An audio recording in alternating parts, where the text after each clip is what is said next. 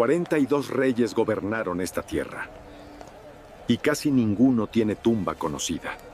Estamos parados sobre siglos de destrucción, conquista y olvido absoluto. Las tumbas reales existieron aquí. Alguien las borró de la historia. Ni el oro de Salomón, ni los huesos de David han sido encontrados jamás. 3000 años de misterio. Y la respuesta puede estar bajo nuestros pies. Ellos gobernaron al pueblo elegido por Dios, construyeron templos, conquistaron naciones, acumularon oro suficiente para hacer que la plata perdiera valor. Y cuando murieron, fueron sepultados con honores que pocos mortales conocieron. Hoy, la mayoría de esas tumbas está perdida, saqueada o debajo de estacionamientos. Esta es la historia de dónde fueron enterrados los reyes de Israel y qué quedó de ellos 3000 años después. Antes de buscar las tumbas, necesitas entender cómo se sepultaba a los reyes en el antiguo Israel. No era simplemente cavar un hoyo y depositar el cuerpo. Era un proceso que involucraba política, teología y una cantidad absurda de recursos. La muerte de un rey era un evento nacional. El país entero se detenía. Mensajeros corrían hacia todas las ciudades anunciando el luto. El comercio cesaba, los tribunales cerraban y comenzaba la preparación del cuerpo real.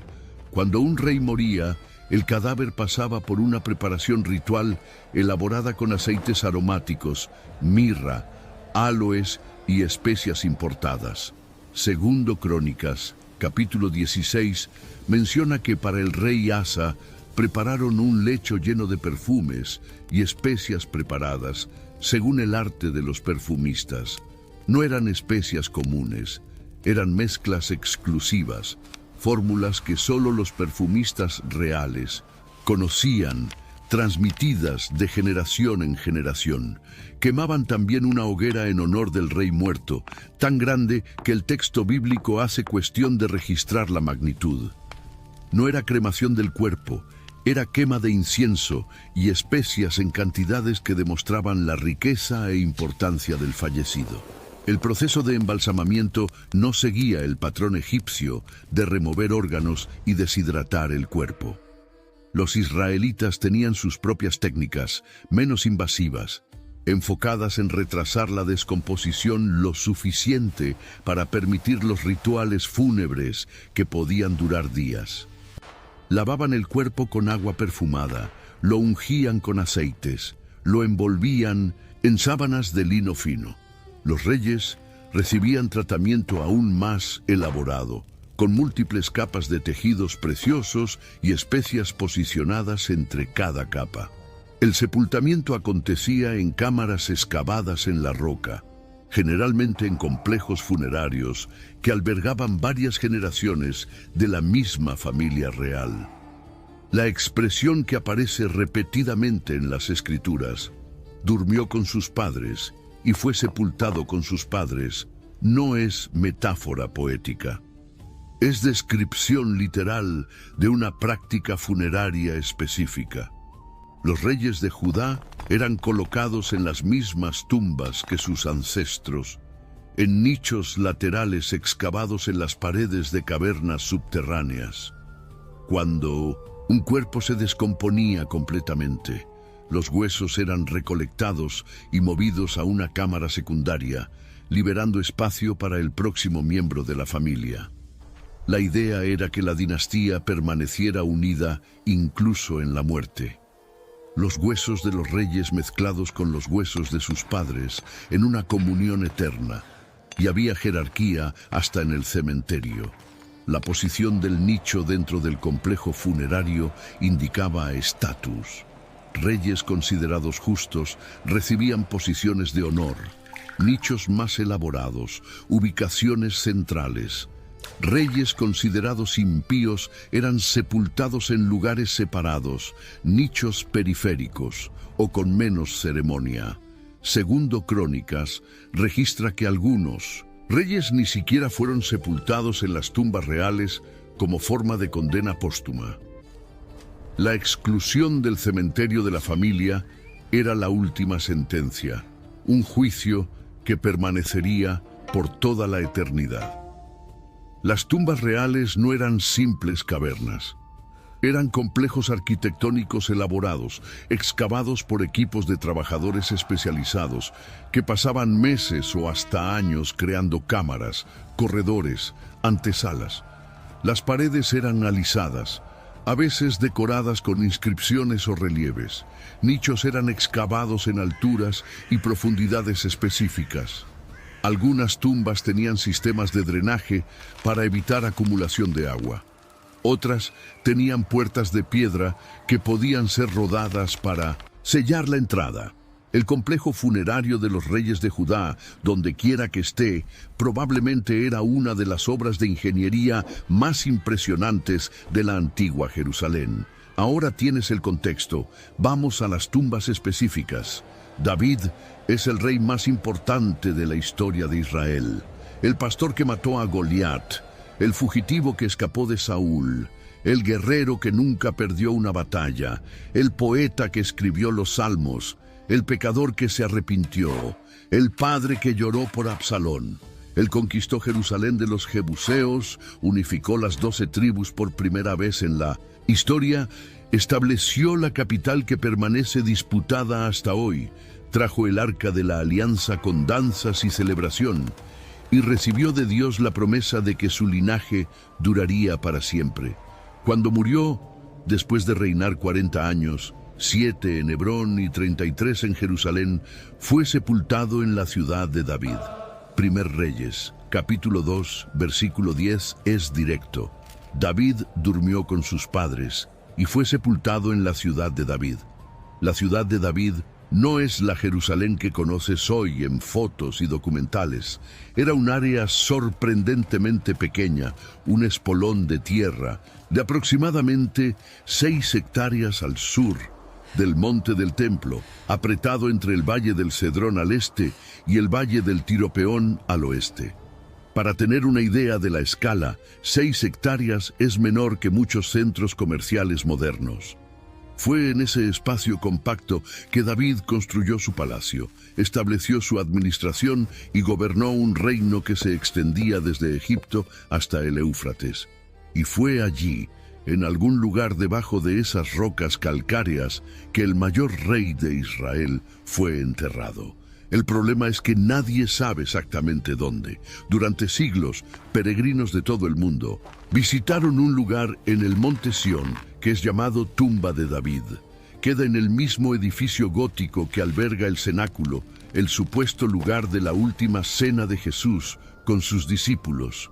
Millones de personas ya han orado allí, han tocado la gran estructura cubierta por un manto de terciopelo azul, bordado con coronas doradas, y han creído estar frente a los restos mortales del mayor rey de Israel. Judíos ortodoxos rezan en el lugar. Turistas toman fotos. Guías repiten historias sobre la santidad del lugar. Pero hay un problema fundamental que pocos mencionan. El monte Sión actual no es la ciudad de David bíblica. Son lugares diferentes, separados por cientos de metros. La identificación de ese lugar como tumba de David solo comenzó en la era cruzada, más de 2000 años después de la muerte del rey. Los cruzados llegaron a Jerusalén en 1099 después de Cristo. Encontraron una ciudad que había sido destruida y reconstruida múltiples veces, y comenzaron a identificar lugares sagrados basados en tradiciones orales, suposiciones y conveniencia. No tenían arqueología, no tenían documentos antiguos confiables, tenían fe y necesidad de crear puntos de peregrinación. La tumba de David, en el monte Sión, es probablemente una de esas identificaciones equivocadas que se cristalizaron en tradición. No existe ninguna evidencia arqueológica conectando aquel lugar específico con el sepultamiento de David. Excavaciones realizadas en las proximidades no encontraron nada que sugiera presencia de un complejo funerario real del período del primer templo. La estructura actual, el cenotafio cubierto de terciopelo, es medieval. El edificio alrededor pasó por tantas modificaciones a lo largo de los siglos que cualquier vestigio original, si existiera, fue perdido. Los arqueólogos que trabajan en la verdadera ciudad de David, el área al sur del Monte del Templo, conocida hoy como Silwan, tienen otra teoría completamente diferente. En 1913, el arqueólogo francés Raymond Weil, financiado por el barón Edmond de Rothschild, excavó la región y encontró algo intrigante: un complejo de túneles y cámaras excavadas en la roca, algunas con formato compatible con tumbas reales del período bíblico. Weil quedó convencido de que había encontrado la necrópolis de los reyes de Judá, el verdadero lugar donde David, Salomón y sus descendientes fueron sepultados. Pero las excavaciones fueron interrumpidas por la Primera Guerra Mundial.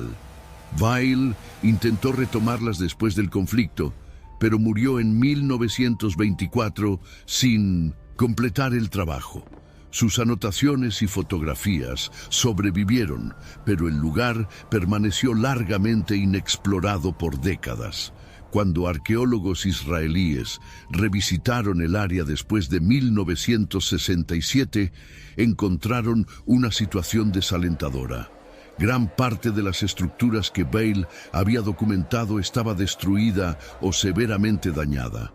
Canteras antiguas, probablemente del período romano o incluso anterior, habían extraído enormes cantidades de piedra de aquella área para otras construcciones. En el proceso de minería, pueden haber destruido las propias tumbas reales sin saber lo que estaban haciendo. Los romanos necesitaban piedra para construir la Aelia Capitolina, la ciudad que erigieron sobre las ruinas de Jerusalén. Los asmoneos necesitaban material para sus propias construcciones. Cualquiera de ellos puede haber sido responsable de la destrucción. Existe aún otra complicación que hace el misterio más profundo. El libro de Hechos de los Apóstoles, capítulo 2, menciona que en el tiempo de Pedro, el primer siglo después de Cristo, la tumba de David todavía era conocida y visitable en Jerusalén. Pedro, predicando el día de Pentecostés, habla de la tumba como referencia que todos conocían. Él dice explícitamente que David murió y fue sepultado, y que su tumba está entre nosotros hasta el día de hoy. Esto significa que 1000 años después de la muerte de David, la ubicación todavía era identificable. La tumba existía, era accesible, era punto de referencia en la ciudad. Pero entre el primer siglo y el período cruzado, algo sucedió. La ubicación fue perdida, transferida a otro lugar por error o simplemente olvidada durante las sucesivas destrucciones de Jerusalén. Los romanos arrasaron la ciudad en 70 después de Cristo. Adriano la reconstruyó como colonia pagana en 135, prohibiendo a los judíos entrar. Persas conquistaron en 614, árabes en 637. Cada conquista traía destrucción, reconstrucción, reconfiguración de la memoria urbana. En algún momento de esos 1000 años turbulentos, la ubicación verdadera de la tumba de David fue perdida. Hoy, la búsqueda continúa con tecnología que Weil no podría imaginar. Arqueólogos israelíes usan radar de penetración de suelo, una tecnología que envía ondas electromagnéticas al subsuelo y mapea estructuras enterradas basado en el patrón de reflexión. Usan también tomografía de resistividad eléctrica, que mide variaciones en la conductividad del suelo para identificar vacíos y cavidades. Drones equipados con cámaras infrarrojas detectan variaciones sutiles de temperatura en la superficie que pueden indicar estructuras subterráneas. En 2018, investigadores anunciaron el descubrimiento de nuevas cavidades en el área de la ciudad de David. Algunas tenían formato consistente con cámaras funerarias del período del primer templo. Pero excavar es complicado políticamente. El área está densamente habitada, con casas de familias palestinas construidas directamente encima de posibles sitios arqueológicos. Cada propuesta de excavación se transforma en disputa política y legal que puede llevar años para resolver. Algunos arqueólogos creen que la tumba real de David está intacta en algún lugar, sellada por detritos de milenios, esperando para ser descubierta. Otros piensan que fue completamente destruida hace siglos, sus piedras reaprovechadas en construcciones romanas o medievales, sus contenidos saqueados y dispersos. La verdad es que nadie sabe con certeza. El cuerpo del rey más famoso de Israel puede estar a pocos metros de turistas que caminan por las calles estrechas de Silwan, sin hacer idea de lo que existe debajo de sus pies.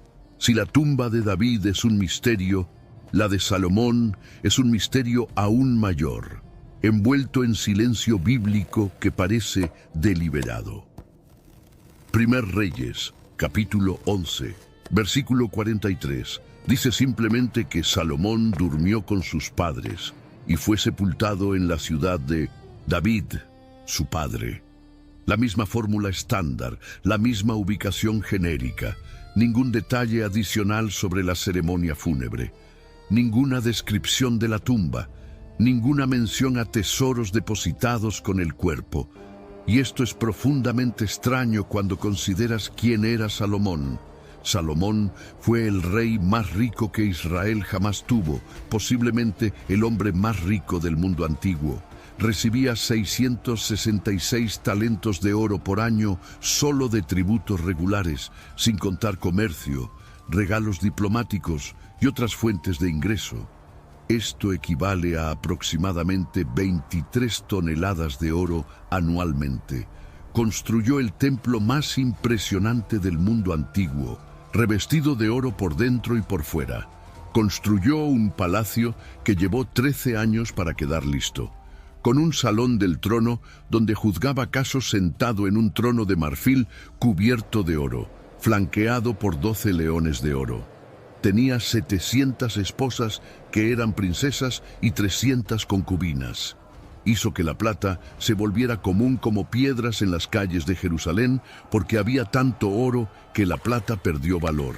Y cuando ese hombre murió, el texto bíblico dedica exactamente una frase a su sepultamiento. Una frase. Para el rey más rico, más sabio, más poderoso que Israel conoció. La explicación más probable para ese silencio es teológica, no histórica. El final del reinado de Salomón fue marcado por apostasía progresiva. Él construyó altares para los dioses de sus esposas extranjeras. Adoró a Astarte, la diosa de los sidonios. Siguió a Milcom, la abominación de los amonitas. Edificó un lugar alto para Quemos en el monte que está frente a Jerusalén y otro para Moloc. El texto bíblico es devastador en la condena. Hizo lo que era malo a los ojos del Señor y no perseveró en seguir al Señor como David, su padre. Por causa de esa apostasía, Dios anunció a través del profeta Ahías que el reino sería dividido después de la muerte de Salomón. 10 tribus serían arrancadas de la mano de su hijo. El escritor bíblico, registrando estos eventos siglos después, puede haber elegido deliberadamente no glorificar el sepultamiento de un rey que terminó tan mal. El silencio sobre el funeral de Salomón sería una última condena, una negativa de honrar en la muerte a quien deshonró a Dios en vida. Pero independiente del motivo del silencio bíblico, el resultado práctico es que no tenemos ninguna información específica sobre dónde Salomón fue colocado. Presumiblemente en el mismo complejo funerario que su padre David, en algún lugar de la ciudad de David. Pero mientras David al menos tiene un lugar tradicional de veneración, aunque arqueológicamente incorrecto, Salomón no tiene ni eso, ninguna tradición. ningún lugar de peregrinación, ninguna estructura que turistas puedan visitar y decir aquí está la tumba del rey más sabio del mundo. Algunos historiadores especulan que la tumba de Salomón puede haber sido la primera en ser saqueada cuando Jerusalén enfrentó crisis financieras en las décadas siguientes a su muerte. Primer Reyes, capítulo 14. Registra que el faraón Sisac de Egipto invadió Jerusalén apenas 5 años después de la muerte de Salomón y se llevó los tesoros del templo y de la casa del rey. Se llevó todo, dice el texto. Se llevó también todos los escudos de oro que Salomón había hecho. ¿Habría Sisac también violado las tumbas reales? El texto no lo dice explícitamente, pero la práctica de saquear tumbas de reyes derrotados era común en el mundo antiguo.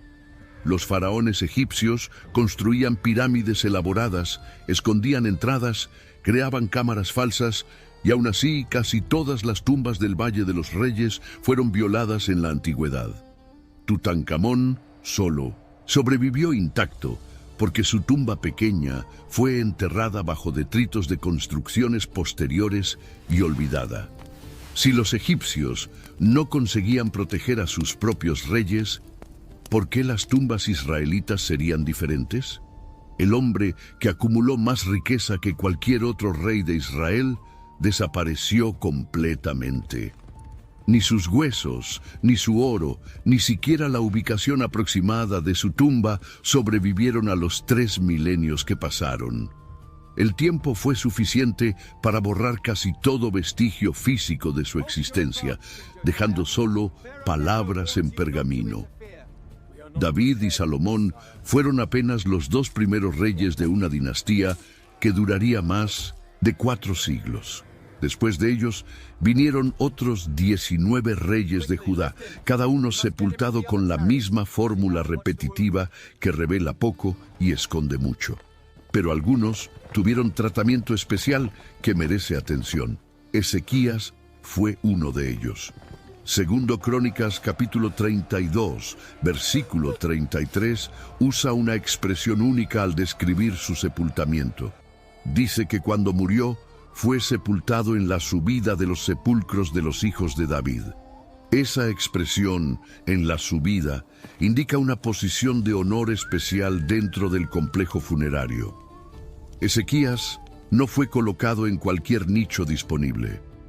Recibió un lugar elevado, prominente, posicionado de forma que todos verían al entrar al complejo. Era la posición más honrosa posible, reservada para reyes excepcionales. Y Ezequías merecía cada centímetro de ese honor. Fue el rey que enfrentó la mayor crisis militar de la historia de Judá y sobrevivió. En 701 a.C., Sennacherib de Asiria invadió con el ejército más poderoso del mundo antiguo. Los asirios ya habían destruido el reino del norte de Israel 20 años antes, deportando a toda la población. Ahora venían para terminar el servicio y conquistar Judá. Sennacherib sitió 46 ciudades fortificadas de Judá y las tomó una por una. Deportó 215,000 personas. Los relieves de su palacio en Nínive, que hoy están en el Museo Británico, muestran en detalles brutales el asedio de Laquis, la segunda ciudad más importante de Judá, con prisioneros siendo empalados y familias siendo llevadas al exilio. Jerusalén fue cercada. La situación era desesperada. Ezequías había preparado la ciudad lo mejor que pudo, construyendo el túnel que traía agua de la fuente de Gihón hacia dentro de las murallas, una obra de ingeniería de 533 metros excavada a través de roca calcárea sólida. 2 grupos de trabajadores comenzaron de lados opuestos y se encontraron en el medio, guiados apenas por el sonido de los picos del otro grupo. El túnel todavía funciona hoy, más de 2.700 años después, y puedes caminar por él con agua hasta las rodillas. Pero túneles no detienen ejércitos. Sennacherib envió a su comandante militar con un mensaje de intimidación que fue gritado en hebreo para que todos en las murallas oyeran: no dejen que Ezequías los engañe. Ningún dios de ninguna nación consiguió librar a su pueblo de mi mano. El Dios de ustedes tampoco lo va a conseguir. Ezequías hizo algo que ningún estratega militar recomendaría. Subió al templo, extendió la carta de Sennacherib delante del altar y oró. Y durante la noche, 185,000 soldados asirios murieron en el campamento. La Biblia lo atribuye al ángel del Señor. Historiadores especulan sobre peste bubónica, cólera o alguna otra epidemia. El historiador griego Heródoto registra una versión de la historia involucrando ratas que royeron los equipamientos de los soldados, posiblemente una memoria distorsionada de enfermedad transmitida por roedores. Sennacherib volvió a Nínive derrotado, sin jamás conquistar Jerusalén. Años después sería asesinado por sus propios hijos mientras adoraba en el templo de su dios Nisroch. Ezequías murió en paz, honrado por su pueblo. Segundo Crónicas dice que todo Judá y los habitantes de Jerusalén le rindieron honores por ocasión de su muerte. La posición elevada en el cementerio real era forma de garantizar que generaciones futuras recordaran quién fue él y lo que Dios hizo a través de él. Pero, ¿dónde está ese cementerio honroso hoy? Probablemente destruido junto con el restante del complejo funerario real. La misma área que Raymond Weil excavó en 1913. La misma zona de canteras antiguas que pueden haber consumido las tumbas sin dejar rastro identificable. Josías fue otro rey que recibió tratamiento especial en su sepultamiento, pero por motivos profundamente trágicos. Él fue el gran reformador de Judá, el rey que redescubrió el libro de la ley en el templo durante reformas de restauración, que destruyó los altares paganos que se habían multiplicado desde Salomón, que derribó los lugares altos, que celebró la Pascua como no se celebraba desde los días del profeta Samuel, siglos antes.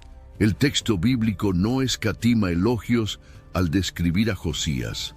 Antes de él no hubo rey que se convirtiera al Señor de todo el corazón, de toda el alma y de todas las fuerzas, según toda la ley de Moisés. Y después de él nunca se levantó otro igual. Es la evaluación más positiva que cualquier rey de Judá recibió, superior incluso a David en términos de obediencia a la ley. Pero Josías cometió un error de cálculo político que costó su vida a los 39 años. En 609 a.C., el equilibrio de poder en el Medio Oriente estaba cambiando rápidamente. El imperio asirio, que había dominado la región por siglos, estaba en colapso. Babilonia se había rebelado y estaba destruyendo las últimas fuerzas asirias. El faraón Necao, segundo de Egipto, decidió marchar hacia el norte para ayudar a los restos del ejército asirio contra los babilonios. ¿Por qué Egipto ayudaría a su antiguo enemigo? Porque los egipcios temían que una Babilonia victoriosa se volviera aún más peligrosa que la Asiria moribunda. Josías decidió interceptar al ejército egipcio en Megido, el valle estratégico que controlaba el paso entre la llanura costera y el interior. Sus motivaciones no son completamente claras. Tal vez quería debilitar a ambos lados para beneficio de Judá. Tal vez veía a Necao como amenaza futura. Tal vez creía que estaba cumpliendo algún propósito divino. El faraón mandó mensajeros diciendo que no tenía ninguna disputa con Judá, que Dios le había ordenado apresurarse, que Josías debería dejarlo pasar y no interferir con el Dios que estaba con él, para que Dios no lo destruyera. Josías ignoró el aviso. Segundo Crónicas registra que él no dio oídos a las palabras de Necao, que venían de la boca de Dios. La batalla fue breve y desastrosa. Josías se disfrazó para entrar en el combate, pero arqueros egipcios lo alcanzaron. Una flecha penetró entre las juntas de la armadura. Josías dijo a sus siervos que lo sacaran de allí porque estaba gravemente herido.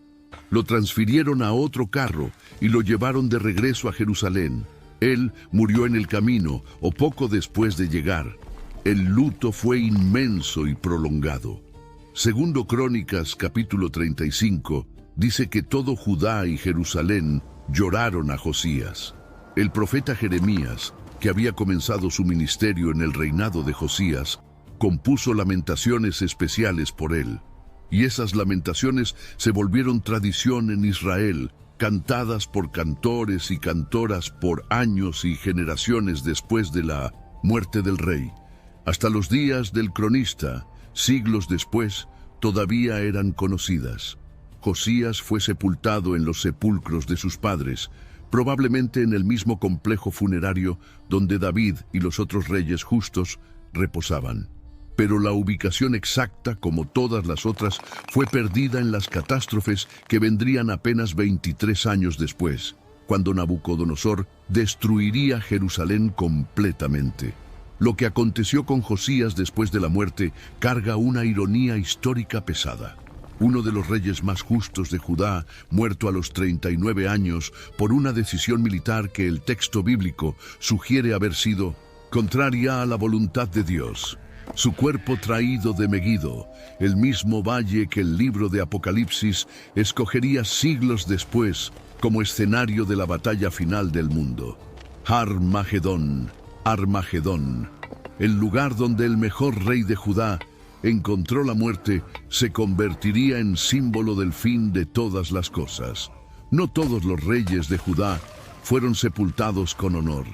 El sistema funerario real funcionaba también como tribunal póstumo, distribuyendo recompensas y castigos eternos a través de la posición en el cementerio. Algunos reyes fueron deliberadamente excluidos de las tumbas reales como forma de condena permanente. Joram, hijo de Josafat, fue uno de los primeros en sufrir esa exclusión. Segundo Crónicas, capítulo 21, traza un retrato devastador de su reinado. Él anduvo en el camino de los reyes de Israel, siguiendo el ejemplo de la casa de Acab, porque se había casado con la hija de Acab y Jezabel.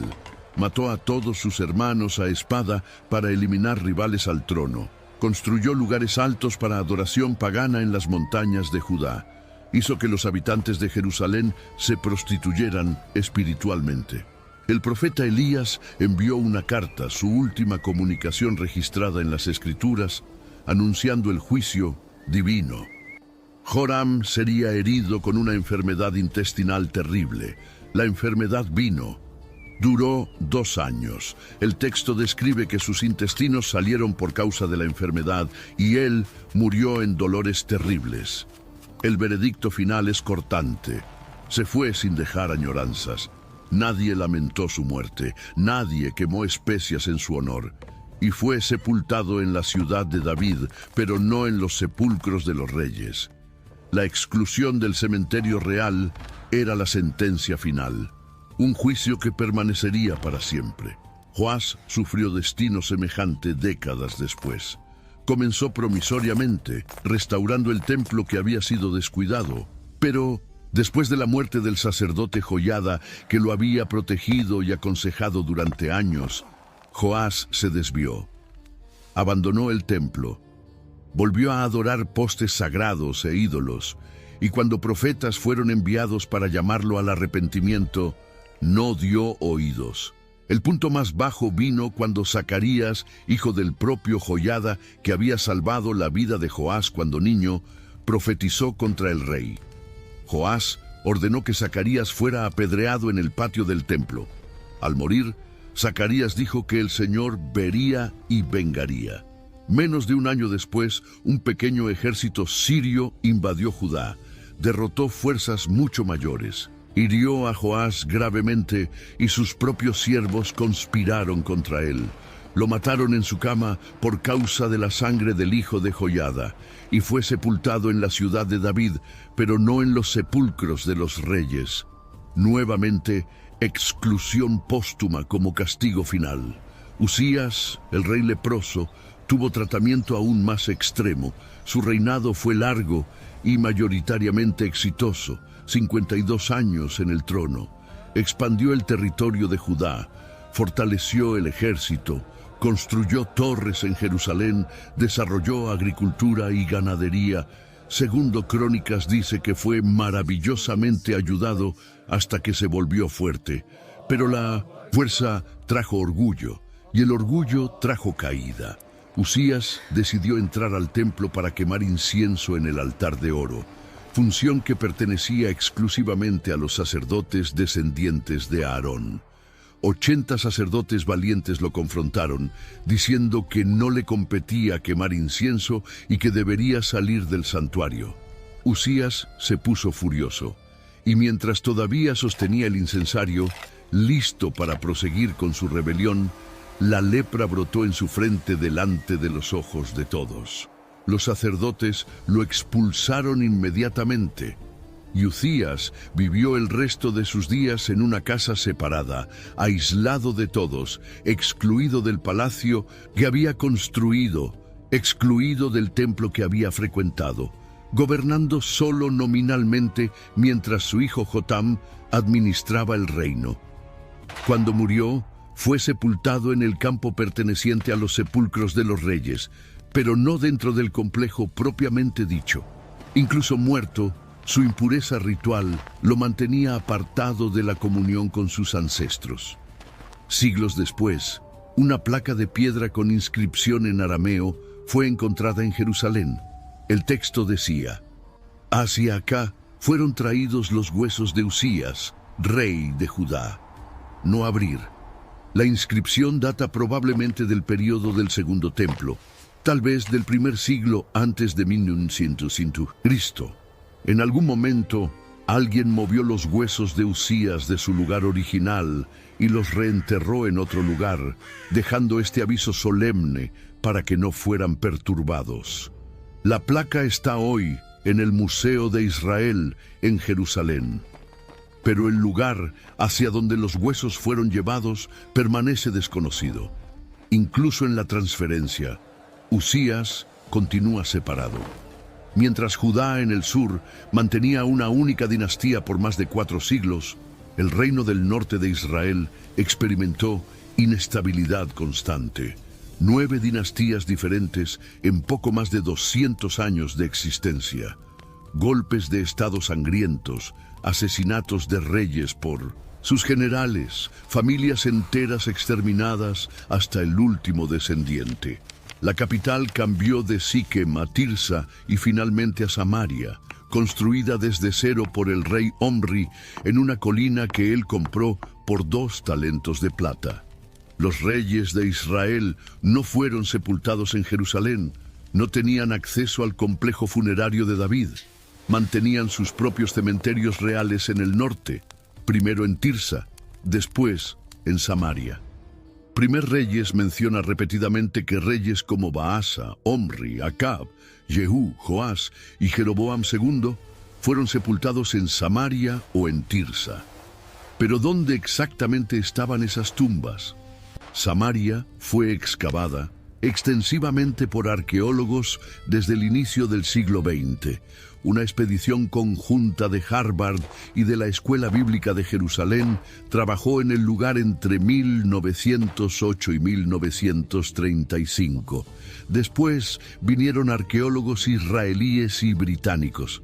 Encontraron las fundaciones del palacio construido por Omri y expandido por Acab. Encontraron la famosa casa de marfil mencionada en Primer Reyes, o al menos sus restos, cientos de fragmentos de los paneles de marfil que decoraban las paredes, hoy dispersos en museos alrededor del mundo. Encontraron cerámica, inscripciones, evidencias de destrucción violenta, pero las tumbas reales nunca fueron identificadas con certeza absoluta. Existe un complejo de cámaras excavadas en la roca cerca de la Acrópolis de Samaria. Algunas tienen formato compatible con tumbas del período del Hierro. Algunos arqueólogos creen que pueden ser las tumbas de los reyes de Israel, pero el área fue tan perturbada por ocupaciones posteriores que es imposible confirmar. Alejandro Magno pasó por allí. Los Ptolomeos de Egipto gobernaron. Los Seleucidas de Siria tomaron el control. Herodes construyó una ciudad helenística completa en el lugar, con templo, teatro, estadio, renombrándola Sebaste en honor de Augusto César. Cada ocupación trajo construcción, destrucción, reorganización del espacio urbano. Las tumbas reales israelitas, si todavía existen, están enterradas bajo capas de civilizaciones posteriores que las ignoraban completamente. Acab, el rey más infame del norte, es mencionado específicamente en conexión con Samaria. Primer Reyes, capítulo 22, narra su muerte en batalla contra los arameos en Ramot Galaad. Incluso disfrazado para evitar ser reconocido, una flecha disparada al azar penetró entre las juntas de su armadura. Acab sangró el día entero dentro de su carro, enfrentando a los arameos, hasta morir al ponerse el sol. Su cuerpo fue traído a Samaria y sepultado allá. El carro fue lavado junto al estanque de Samaria, y los perros lamieron su sangre, cumpliendo parcialmente la profecía de Elías. Pero la tumba de Acab, como todas las otras del reino del norte, desapareció sin dejar vestigio confirmado. La destrucción de Samaria por los asirios en 722 a.C. probablemente fue el golpe final para cualquier esperanza de preservación. Los asirios no apenas conquistaban, aniquilaban la memoria de los pueblos derrotados, deportaban poblaciones enteras, mezclaban etnias, sustituían identidades nacionales. Tenían también el hábito documentado de profanar tumbas de reyes enemigos como forma de humillación total, destruyendo la posibilidad de que descendientes honraran ancestros. Sí, las tumbas reales de Israel existían cuando Sargón II tomó Samaria, pueden haber sido deliberadamente destruidas como parte de la política asiria de borrar naciones de la historia. En medio de todo ese misterio y pérdida, existe una excepción notable. Una tumba real que fue encontrada, excavada, documentada y confirmada. Y irónicamente, no pertenece a ningún rey del linaje de David. Pertenece a Herodes, el Grande, un hombre que muchos judíos de su época ni consideraban legítimo. Herodes no era judío de nacimiento en el sentido tradicional, era idumeo, descendiente de los edomitas que habían sido forzados a convertirse al judaísmo apenas algunas generaciones antes. Llegó al poder no por derecho dinástico, sino por manipulación política y apoyo militar romano. Cuando los partos invadieron Judea y colocaron a un rey asmoneo en el trono, Herodes huyó a Roma. Convenció al Senado de declararlo rey de los judíos, volvió con legiones romanas y conquistó su propio reino a la fuerza. Gobernó como cliente de Roma por más de 30 años, de 37 a.C. hasta su muerte en 4 a.C. Como constructor, Herodes no tenía rival en el mundo antiguo fuera de Roma. Reconstruyó el segundo templo en escala que probablemente superaba incluso al templo original de Salomón. Expandió la plataforma del monte del templo usando muros de contención con piedras de hasta 500 toneladas, creando la mayor estructura religiosa del mundo antiguo. Construyó Cesarea Marítima, un puerto artificial completo con rompeolas sumergidos, acueductos, teatro, hipódromo. Construyó fortalezas en Masada y Herodión. Reconstruyó Samaria como ciudad helenística. Cada proyecto demostraba ambición megalómana y capacidad técnica impresionante, pero como ser humano, Herodes era un monstruo paranoico movido por miedo constante de conspiración. Mandó ejecutar a 3 de sus propios hijos por sospecha de traición. Mandó matar a su esposa favorita, Mariamne, la Asmonea que él amaba obsesivamente, y después enloqueció de remordimiento, llamando su nombre por los corredores del palacio. Ordenó la matanza de bebés en Belén cuando magos del Oriente vinieron buscando al rey de los judíos recién nacido. Cuando estaba muriendo, ordenó que nobles de todo el reino fueran encerrados en el hipódromo de Jericó y ejecutados en el momento de su muerte, para garantizar que habría luto en Israel, aunque nadie llorara por él. La orden fue ignorada por su hermana Salomé, así que él murió. Pero el hecho de haber sido dada revela la mente enferma que gobernaba. Herodes murió en 4 a.C., probablemente de insuficiencia renal crónica complicada por gangrena. El historiador judío Flavio Josefo, escribiendo décadas después, describe los síntomas finales en detalles médicos repugnantes: fiebre constante, picazón insoportable en todo el cuerpo, hinchazón de los pies, inflamación del abdomen, gangrena en los genitales produciendo gusanos, respiración fétida, convulsiones. Algunos médicos modernos diagnostican la condición como síndrome nefrótico complicado por gangrena de Fournier. Sea cual fuere el diagnóstico correcto, la muerte fue lenta, dolorosa y humillante. El cuerpo fue transportado en una procesión fúnebre elaborada de Jericó hasta el Cinto Sant Herodión, una fortaleza-palacio que él mismo había proyectado y construido en el desierto de Judea, a cerca de 12 kilómetros al sur de Jerusalén. Josefo describe la procesión: el cuerpo en una litera de oro decorada con piedras preciosas, cubierto por púrpura real, una corona de oro en la cabeza, un cetro en la mano derecha. La familia seguía detrás, después el ejército en formación completa, después 500 siervos cargando especias. La procesión recorrió cerca de 40 kilómetros en ritmo lento, permitiendo que multitudes vieran al rey muerto una última vez.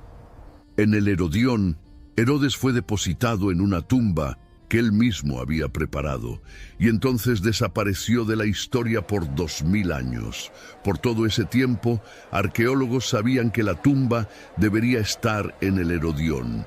Josefo era explícito sobre la ubicación, pero el sitio fue excavado repetidamente sin éxito. Encontraron los palacios, con sus piscinas elaboradas y jardines suspendidos. Encontraron la montaña artificial que Herodes mandó construir, llenando el valle entre 2 colinas naturales. Encontraron los baños, las salas de recepción, los aposentos privados, pero la tumba no aparecía.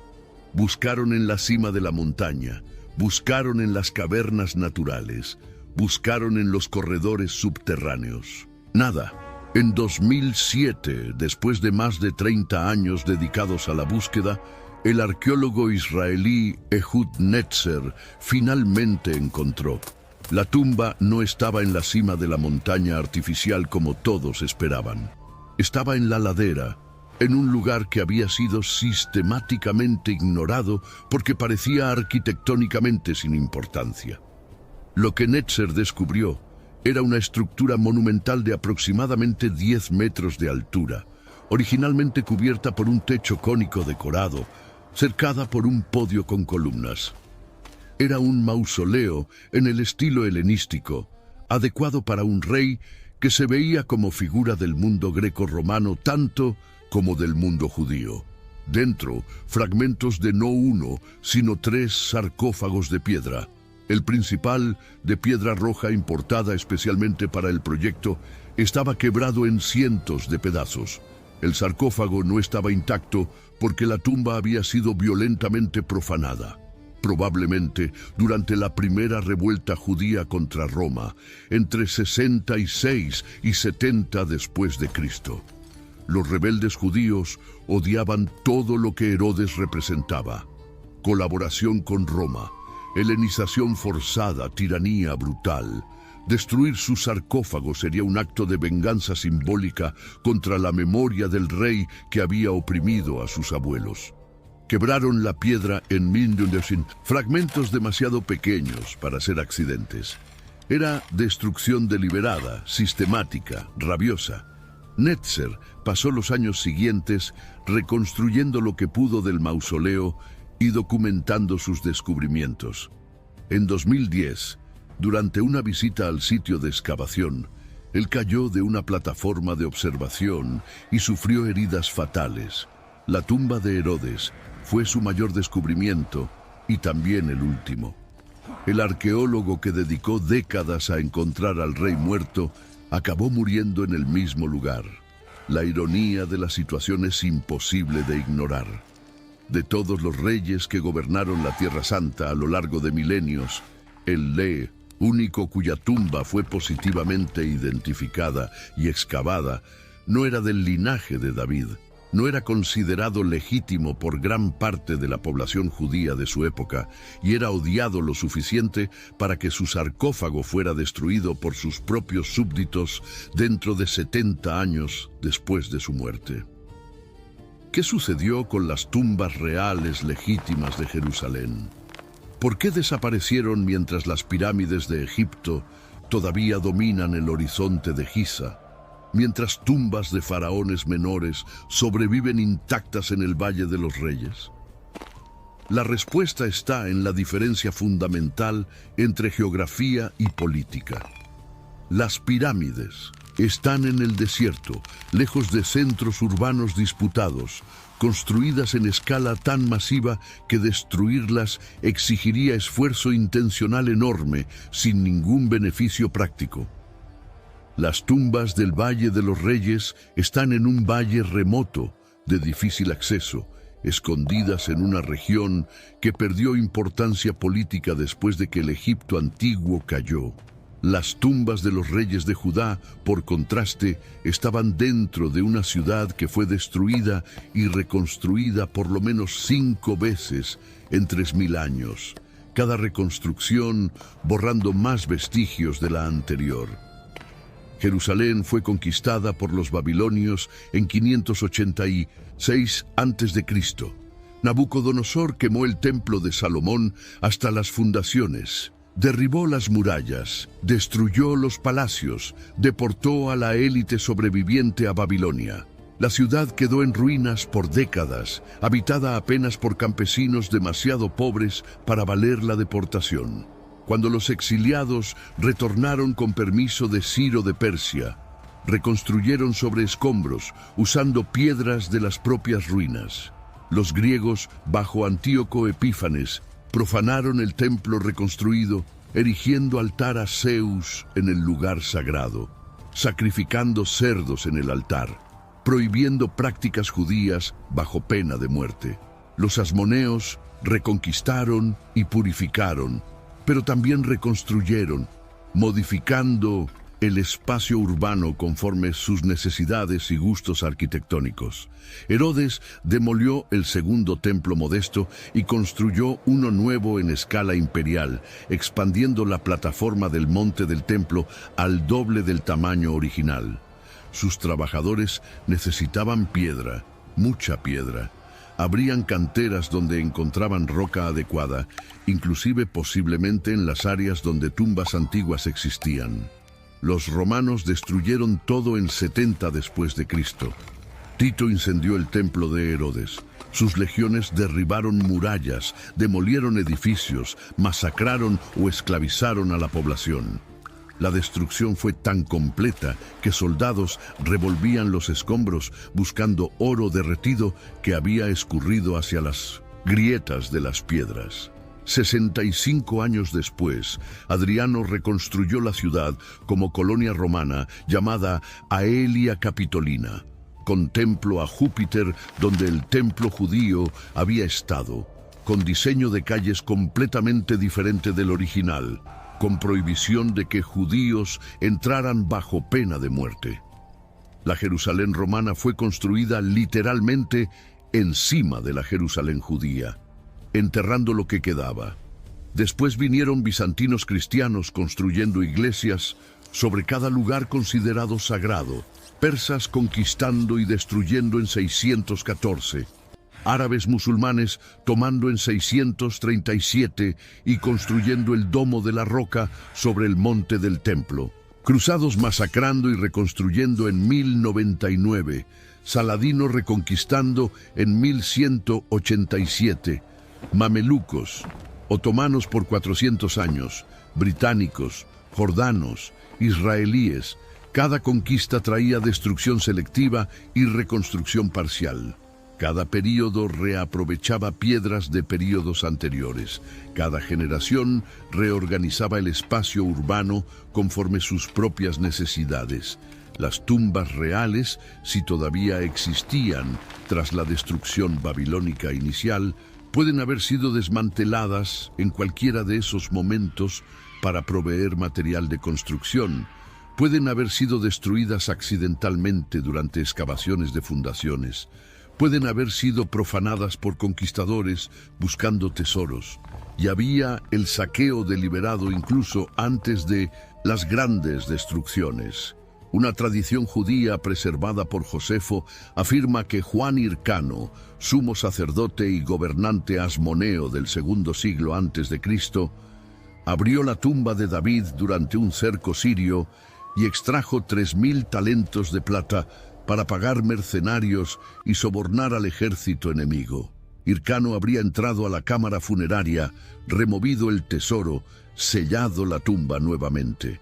Si esta historia es verdadera, significa que la tumba todavía era accesible en aquella época y contenía riquezas significativas, pero también significa que fue violada hace más de 2100 años por un gobernante judío que necesitaba desesperadamente dinero. La misma tradición dice que Herodes, más de un siglo después, intentó entrar más profundamente en el complejo funerario, a la cámara donde David y Salomón supuestamente estaban depositados. Pero cuando sus hombres se aproximaron, fuego salió del interior y mató a 2 guardias. Herodes huyó aterrorizado y mandó construir un memorial de mármol blanco en la entrada como expiación. Si verdadera, la historia sugiere que al menos parte del complejo todavía estaba intacto en el tiempo de Herodes, pero también indica que la ubicación exacta de las cámaras principales ya era incierta lo suficiente para exigir exploración. Hoy, la búsqueda por las tumbas reales continúa con recursos que ninguna generación anterior poseyó. Radar de penetración de suelo mapea el subsuelo sin necesidad de excavación destructiva. Análisis de resistividad eléctrica identifican variaciones en la composición del suelo que indican vacíos o estructuras enterradas. Sensores magnéticos detectan anomalías causadas por objetos metálicos o piedras trabajadas. Fotogrametría crea modelos tridimensionales de superficies expuestas. Análisis de ADN podría teóricamente identificar restos mortales si fueran encontrados. Pero la tecnología choca con la política. El área de la ciudad de David es uno de los lugares más disputados del planeta. Está en Jerusalén Oriental, territorio que Israel conquistó en 1967 y anexó unilateralmente, pero que la mayoría de la comunidad internacional todavía considera ocupado. Familias palestinas viven en casas construidas directamente sobre posibles sitios arqueológicos. Cada propuesta de excavación se transforma en batalla legal, diplomática y a veces física. La tumba tradicional de David en el monte Sión presenta complicaciones diferentes. El lugar es sagrado simultáneamente para 3 religiones. Judíos ortodoxos oran en el piso inferior junto al cenotafio cubierto de terciopelo. Cristianos visitan el cenáculo en el piso superior, creyendo ser el lugar de la última cena. Una mezquita funcionó en el complejo durante el período mameluco y otomano. Cualquier intento de excavación arqueológica sería resistido por al menos uno, probablemente todos los grupos religiosos involucrados. Mientras arqueólogos y políticos disputan, millones de peregrinos continúan visitando la tumba tradicional todos los años. Tocan la estructura de piedra medieval, oran fervorosamente, lloran de emoción creyendo estar frente a los restos del mayor rey de Israel. La fe no espera confirmación arqueológica. Para muchos, la tradición de siglos es evidencia suficiente, más convincente que cualquier tecnología moderna podría proveer. 7 tumbas, 42 reyes, 3000 años de historia, comprimidos en capas de piedra, guerra y olvido debajo de una de las ciudades más disputadas del planeta. Algunas de esas tumbas tal vez nunca sean encontradas. Otras pueden estar a metros de distancia de donde millones de peregrinos caminan todos los años, separadas de la superficie apenas por algunos metros de escombros acumulados a lo largo de milenios. La arqueología continúa trabajando, desarrollando nuevas técnicas, aguardando oportunidades políticas. Nuevas tecnologías surgen cada década, prometiendo ver a través de piedra y tiempo.